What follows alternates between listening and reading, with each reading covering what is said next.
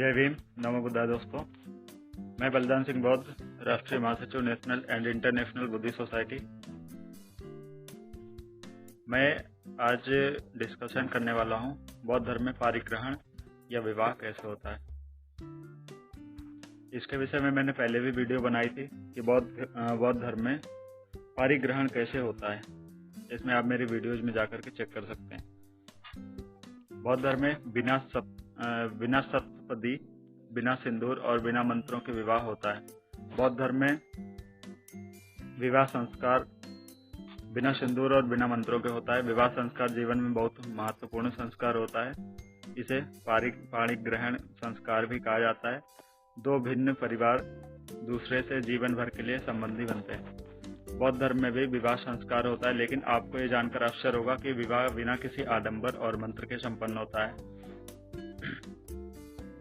यहाँ पर मंत्र के स्थान पर प्रतिज्ञा होती है और प्रमाण पत्र भी मिलता है, वो भी निःशुल्क। तो आइए जानते हैं क्या कारण है बिना सप्तपदी और बिना सिंदूर, बिना मंत्रोच्चारण के विवाह करने का प्रक्रिया क्यों नहीं होती है सप्तपदी। बाबा साहब डॉक्टर अंबेडकर ने संपूर्ण वाङ्मय खंड 8 पृष्ठ 330, 304 खंड 7 पृष्ठ 38 में डॉक्टर अंबेडकर उल्लेख करते हैं कि आर्यों में एक ऐसा वर्ग था जिन्हें देव कहा जाता था, जो पद और पराक्रम में श्रेष्ठ माने जाते थे। ये देव आर्य स्त्रियों के साथ पूर्व स्वादन को अपना आदेशात्मक अधिकार समझने लगे थे। स्त्री का उस समय तक विवाह नहीं हो सकता था जब तक कि वह पूर्ण स्वादन के अधिकार से मुक्त नहीं कर दी जाती थी। तकनीकी भाषा के में से अवदान कहते हैं। वधू का भाई कहता था कि यह कन्या अग्नि के माध्यम से आर्यमान को अवदान समर्पित करती है। आर्यमान इस पर अपना अधिकार छोड़ दें और वर के अधिकार को बाधित न करें। इस अवदान के पश्चात अग्नि की प्रदक्षिणा होती है, जो सप्तपदी कहलाती है। इसके पश्चात विवाह संबंध वैध और उत्तम माना जाता है।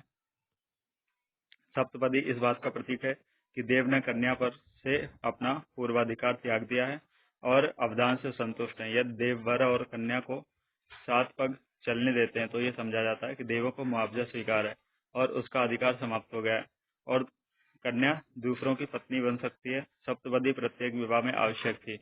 इस बात का ज्ञान है कि ऐसी अनैतिक देवों और आर्यों में किस हद तक अनैतिकता मौजूद थी। तो आइए अब बात करते हैं कि बौद्ध धर्म में सिंदूर क्यों नहीं चढ़ाया जाता है। तो डॉक्टर बाबा साहब अम्बेडकर कहते हैं कि मुगल आक्रमणकारी भी अपने साथ औरतें लेकर नहीं आए थे, वो विजेता थे।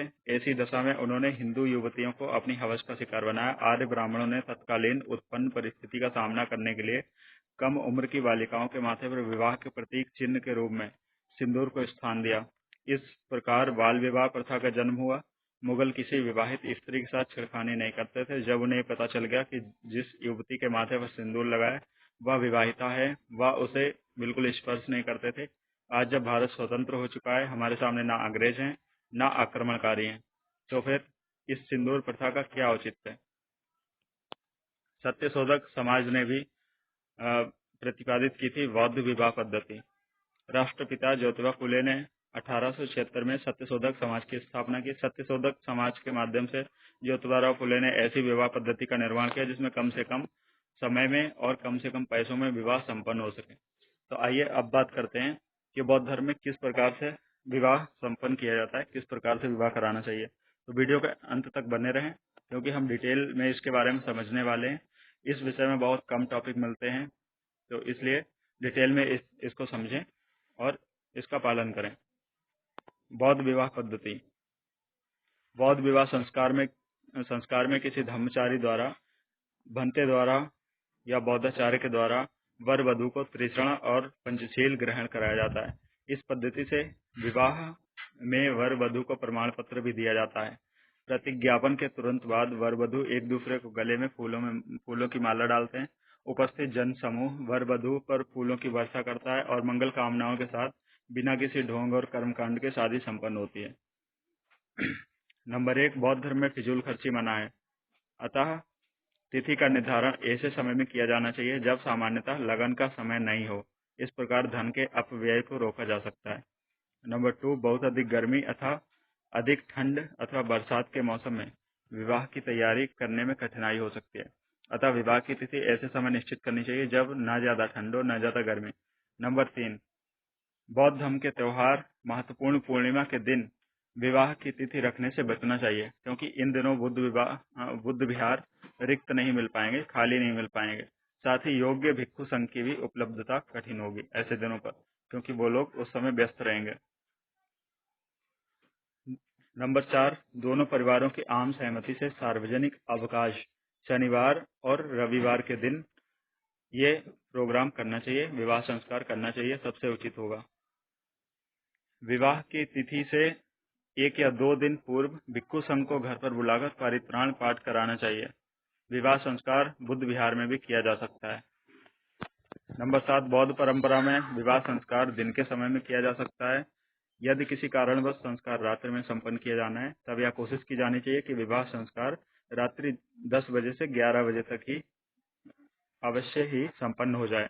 इससे अधिक देर होने पर संभव है कि विवाह में उपस्थित मेहमान चले जाएं।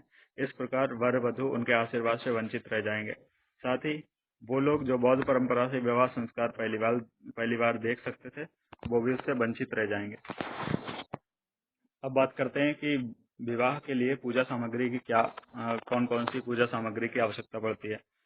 भगवान बुद्ध की मूर्ति बहुत छोटी नहीं होनी चाहिए और मूर्ति सुंदर होनी चाहिए।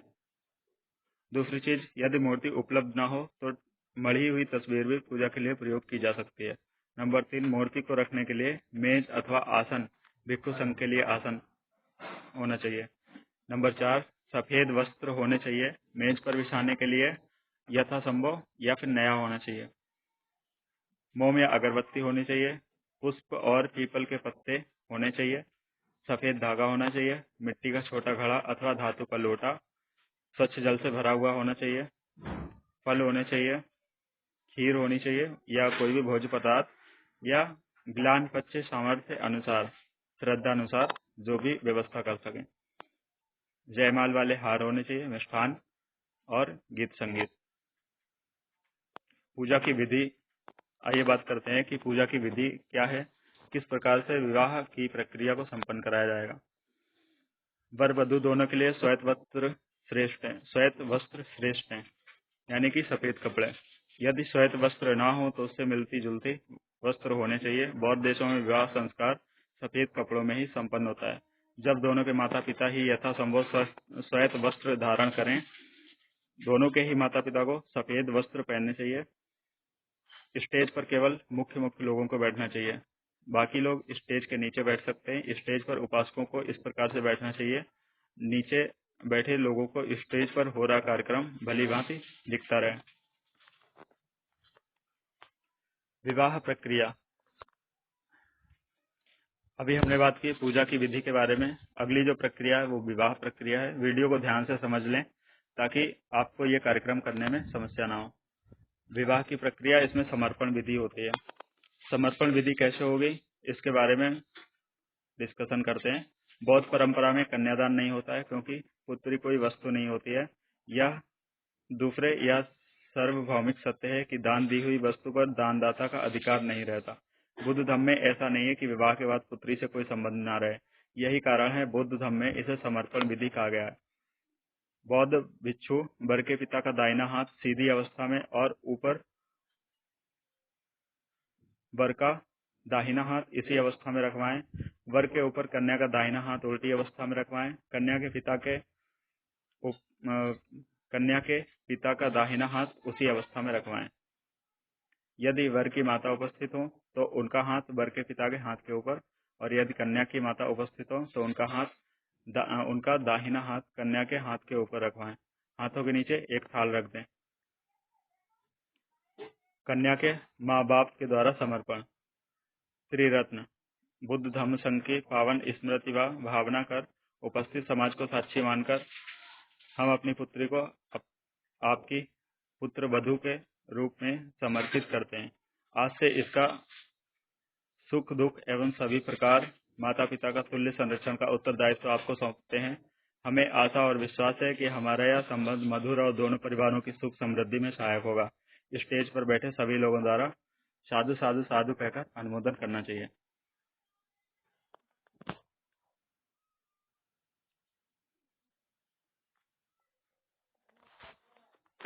अब वर के पिता द्वारा अनुमोदन।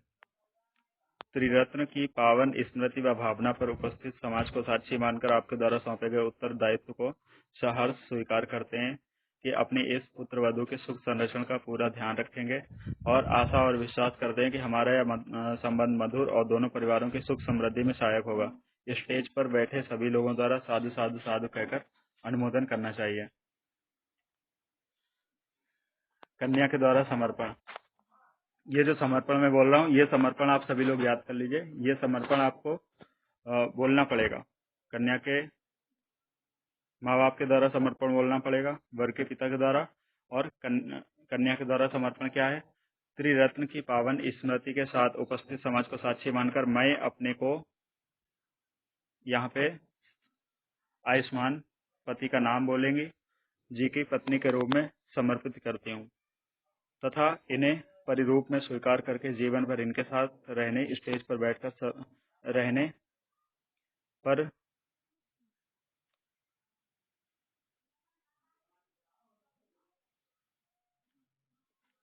कन्या के द्वारा समर्पण। त्रिरत्न की पावन स्मृति के द्वारा उपस्थित समाज को साक्षी मानकर मैं अपने को श्री डैश डैश डैश, यानी यहाँ पे पति का नाम आएगा, जी की पत्नी के रूप में समर्पित करती हूँ तथा इन्हें परिरूप में स्वीकार करती हूँ, जीवन भर के लिए साथ रहने के लिए स्वीकार करती हूँ। स्टेज पर बैठे हुए लोगों द्वारा साधु साधु साधु कहकर अनुमोदन करना चाहिए। अब वर के द्वारा अनुमोदन क्या है? त्रिरत्न की पावन स्मृति व भावना पर उपस्थित समाज को साक्षी मानकर मैं अपने को डैश डैश डैश,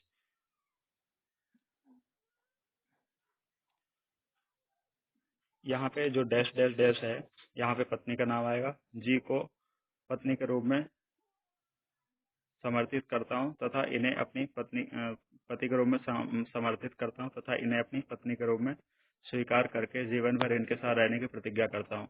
स्टेज पर बैठे सभी लोगों द्वारा साधु साधु साधु कहकर अनुमोदन करना चाहिए। तत्पश्चात भिक्षु स्वर पाठ करते हुए लोटे का जल एकत्रित हाथों पर इस तरह से डालते रहें कि जल नीचे थाल में एकत्रित होता रहे और थाल का जल पेड़ पौधों में डलवा देना चाहिए।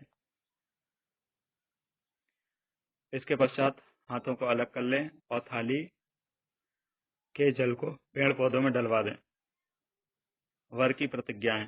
बौद्ध भिक्षु द्वारा 5 पवित्र प्रतिज्ञाएं ग्रहण कराई जाती हैं वर को।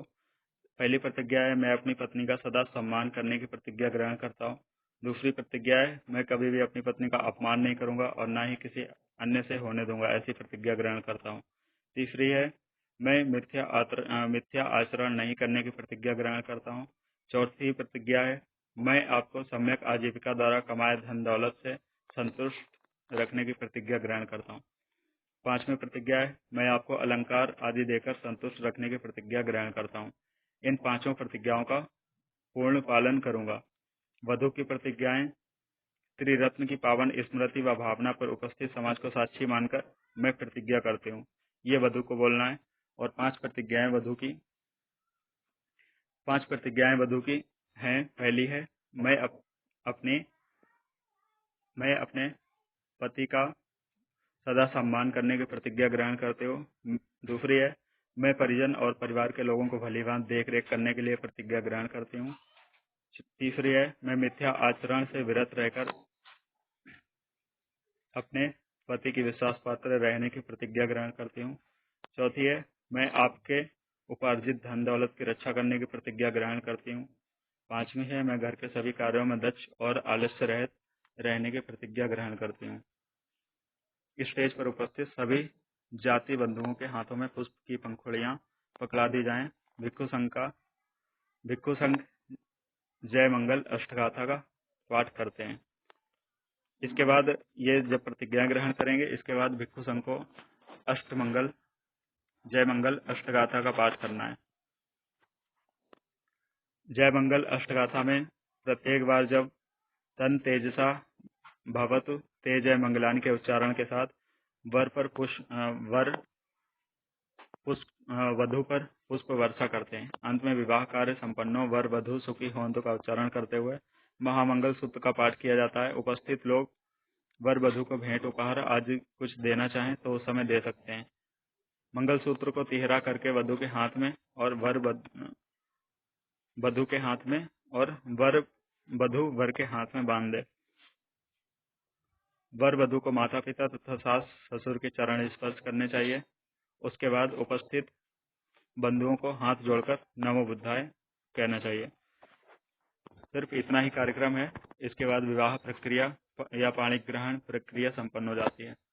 ये जो वीडियो है इसको ज़्यादा से ज़्यादा शेयर करें और इसको ध्यान से वीडियो को सुन लें या रिकॉर्ड कर लें, क्योंकि इसमें बहुत सारी मिस्टेक हो गई हैं। बोलने में कहीं कहीं पर मिस्टेक हो गई है, हेजिटेशन, कहीं पे वॉइस खराब हो गई है, कहीं कहीं पे हेजिटेशन आ गया। तो इस वजह से इस वीडियो को ध्यान से सुने और जो प्रक्रिया मैंने बताई है इस प्रक्रिया को नोट कर लें कहीं पे, जो चीज़ आपके समझ में ना आए। और जय मंगल महा अष्टगाथा का एक मैं अलग से वीडियो बना दूंगा, तो वो आप अलग से याद कर लेना और मैं लिख के भी डाल दूंगा डिस्क्रिप्शन में।